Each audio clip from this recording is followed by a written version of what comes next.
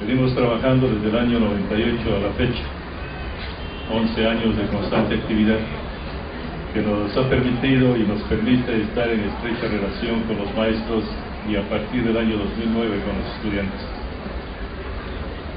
EDUCAP surge como propuesta en un momento bastante crítico para el país, cuando la dictadura de Fujimori y Montesinos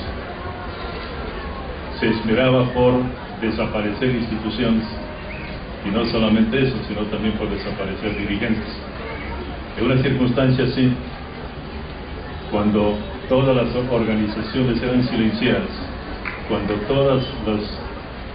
muchos dirigentes eran encarcelados y otros desaparecidos, había la necesidad de salir con una respuesta, de salir con una propuesta. Y esa propuesta, o una de esas propuestas, es EDUCAP. EDUCAP surge para cubrir vacíos tanto organizativos como cognitivos en el Magisterio Nacional.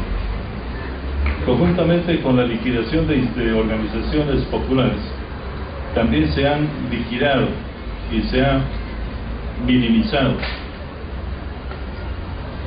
el pensamiento crítico, el pensamiento liberador, el pensamiento transformador de nuestro pueblo. De modo que se ha impuesto la cultura chatarra en vez de la cultura popular, científica, humanista. Se ha impuesto, así como nos han acostumbrado a una comida chatarra, también hasta la fecha nos vienen acostumbrando a una cultura basura que viene propiciado por los organismos del imperio. Entonces como ayer, ahora existe también la necesidad de respuestas concretas. Y esas respuestas no las podemos hacer individualmente, sino tenemos que hacerlo a través de colectivos. Y este colectivo, o uno de los colectivos, es EDUCAP. Cuando trabajamos la propuesta de EDUCAP, consideramos que tenemos que abrirnos espacios, abrirnos campos. Y uno de esos campos es la Escuela Pedagógica Latinoamericana, para llegar a los maestros con propuestas pedagógicas serias, con propuestas pedagógicas que vayan más allá de la moda, con propuestas pedagógicas que tengan como cimiento y base la ciencia. Porque sucede, como observamos y como se difunde por todos los medios, que a los maestros se los evalúa no con aquello que se los ha enseñado, que se los ha formado, sino se los evalúa en un determinado momento con algo que está de moda, cuando ellos fueron preparados con otra moda. Nosotros venimos desde la década del 60 observando que se imponen modas tras modas con el cambio de cada gobierno o con el cambio de cada ministro de Educación. Para hacer una memoria bastante rápida y ligera,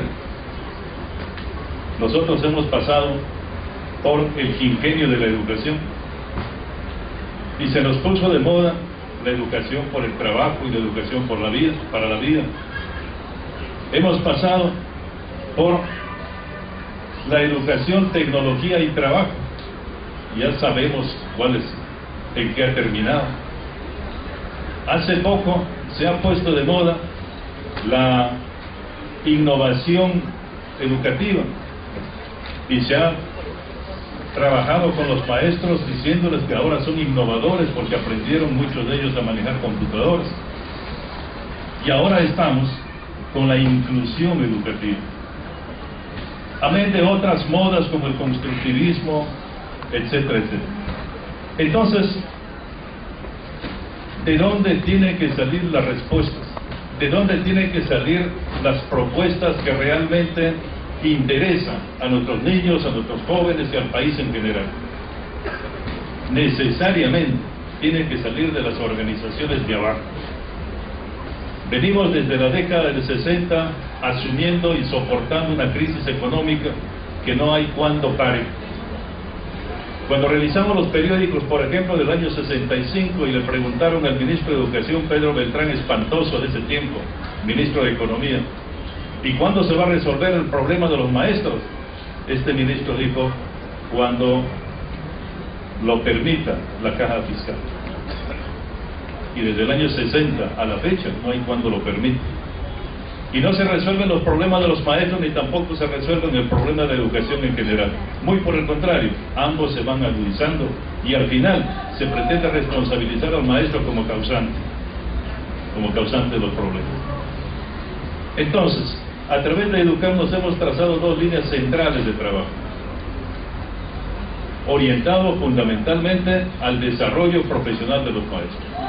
Una, la Escuela Pedagógica Latinoamericana, una escuela que orienta su accionar a través de profesores que tienen una permanente actualización en una escuela interna que tenemos en Educar, y a través de educadores, de los más destacados educadores latinoamericanos que trabajan en permanente vinculación y que participan en los eventos nacionales e internacionales que realizamos. En el equipo externo, en el equipo latinoamericano, tenemos educadores cubanos de los más destacados. Y en el equipo interno también tenemos educadores peruanos y participan con ellos trabajadores de la ciencia psicológica del Colegio de Psicólogos del Perú, que desde el año 98 trabajamos en una alianza muy cercana. El otro renglón de trabajo para lograr la superación de los maestros es el fondo editorial, lo que nos convoca el día de hoy. El fondo editorial salió inicialmente en el año 2001 con la publicación de la revista Docencia, una publicación que para iniciarla tuvimos que definir cuál debe ser el nivel de esta publicación. Recibimos propuestas al interior del equipo de Educar en el sentido de que la revista Docencia debería ser una publicación que vaya a tono con las necesidades inmediatas y urgentes de los maestros y que cumpla con recetas y con orientaciones operativas o metodológicas en el mejor de los casos. Y la otra propuesta es la propuesta que nos dejó como enseñanza don José Carlos Mariátegui, en el sentido de que una publicación que va dirigida a los sectores populares no debe ir al nivel en que están los sectores populares, sino debe ir por encima, por arriba, para que hagan el esfuerzo de poder ascender a conocimientos válidos y superiores.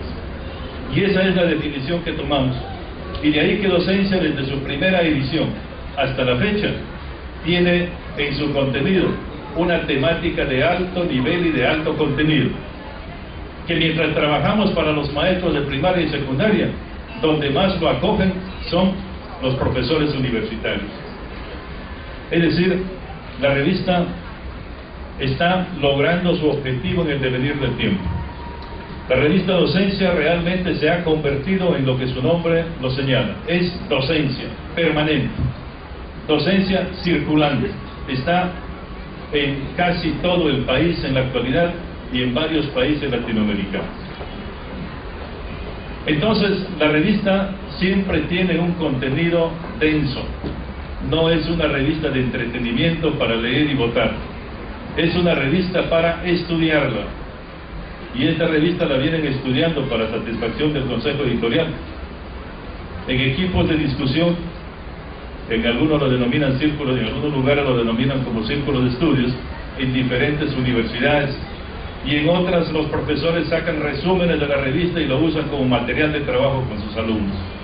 Independientemente de que los profesores de inicial, de primaria y de secundaria también lo adquieren, porque ahí encuentran siempre orientaciones pedagógicas independientemente de los niveles de enseñanza. Posteriormente, como efecto de la difusión de la revista, vimos la necesidad de que vimos que la revista aún no cubría los vacíos que existen en el magisterio. Y nos propusimos a trabajar libros para maestros. Y venimos trabajando libros para maestros, y uno de ellos es el Diccionario de Ciencias de la Educación. Un diccionario que, en el caso de los educadores cubanos, lo utilizan como material de consulta obligada para los aspirantes a doctores en educación. Es decir, Este diccionario, trabajado en EDUCAP, cuyo autor es el doctor Luis Castro Kikuchi, además director de la Escuela Pedagógica y director de docencia, es un libro que está cubriendo un vacío importante, no solamente dentro, sino también fuera del país. Y conjuntamente con este diccionario tenemos otras publicaciones seleccionadas o elaboradas con rigor científico y con rigor crítico muy profundo. En tal sentido, venimos trabajando para cubrir vacíos en el magisterio, pero esto a la vez nos demuestra de que hay vacíos que cubrir en los estudiantes, en el sector de estudiantes. Y de ahí que empezamos el año pasado publicando este libro, Perú, Mural de Palabras. Y este libro ha llegado en forma gratuita a todos los asociados de EDUCAP en el mes de diciembre del año pasado como regalo de Navidad. Porque sobre esto también tuvimos que definir. A los asociados de EDUCAP les hacemos llegar panetones o les hacemos llegar algo que no sea alimento para el estómago, sino alimento para la cabeza. Y definimos por lo segundo. Y este libro ha ido con una dedicatoria muy singular, que está escrita acá en la solapa y dice lo siguiente: porque nuestro laborioso pueblo es constante creador de cultura, y porque tú, maestro, trabajas atesorando, desarrollando y difundiendo conocimientos, dejamos en tus manos Perú, Mural de Palabras, para que lo disfrutes en tus vacaciones y luego, al retornar al aula, lo compartas con tus alumnos. Lima, diciembre de 2008, Consejo Directivo de EDUCAP. Este libro ha merecido la crítica de muchos educadores, periodistas, y está circulando a través de la red de distribución que va organizando EDUCAP en todo el país. Posteriormente, publicamos Retablo de Fantasías. Publicamos Retablo de Fantasías porque la publicación de este libro nos demostró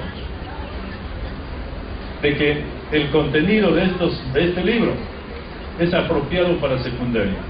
Y los maestros de primaria nos decían, y para nosotros, y trabajamos a continuación Retablo de Fantasía. Pero sucede lo siguiente: en la presentación de este primer libro le decíamos a los maestros que para el Día del Maestro del 2009 tendríamos que llegar con un segundo tomo de este libro, el Perú, Mural de Palabras. Y en EDUCAP nos caracterizamos por cosas muy simples. Una de ellas es que lo que pensamos lo decimos y lo que lo decimos lo hacemos. Y en el mes de julio, por el Día del Maestro, los asociados de EDUCAP han recibido este libro en su domicilio, de forma gratuita. Entonces, era necesario presentar este libro a un público selecto como el que hoy nos acompaña. Les agradecemos por su presencia y su asistencia. Y indicándoles de que estamos en el inicio de una jornada de trabajo serio y consistente en el campo editorial. Una actividad que lo iniciamos con mucho esfuerzo, lo desarrollamos con el mismo esfuerzo y de la misma manera, con el mismo o mayor esfuerzo, tenemos que darle continuidad. Estos libros que presentamos es el resultado de un trabajo en equipo, donde ponemos en el centro de nuestra atención las necesidades intelectuales y cognitivas de los maestros y también las necesidades de lectura de nuestros estudiantes. Felizmente, cuando vamos a los colegios, los directores y los maestros nos reciben de muy buen agrado y los estudiantes van asimilando y van disfrutando las lecturas que ponemos en sus manos. Al profesor Luis Roncal lo hemos invitado y él ha tenido la gentileza de aceptar nuestra invitación para hacer el comentario de Perú, Mural de Palabras 2. El profesor Roncal es el presidente del gremio de escritores del Perú y por lo tanto tiene conocimiento y autoridad suficiente como para poder hacer la exposición correspondiente. Muchas gracias.